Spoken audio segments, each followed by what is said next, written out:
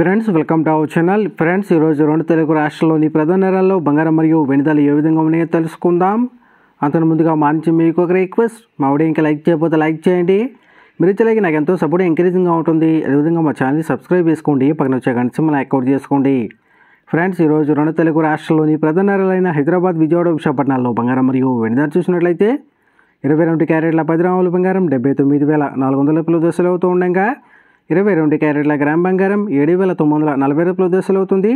అలాగే 24 క్యారెట్ల స్వచ్ఛమైన 10 గ్రాముల బంగారం 86,620 రూపాయల దశలు అవుతూ ఉండగా 24 క్యారెట్ల గ్రామ్ బంగారం 8,662 రూపాయల దశలు అవుతుంది.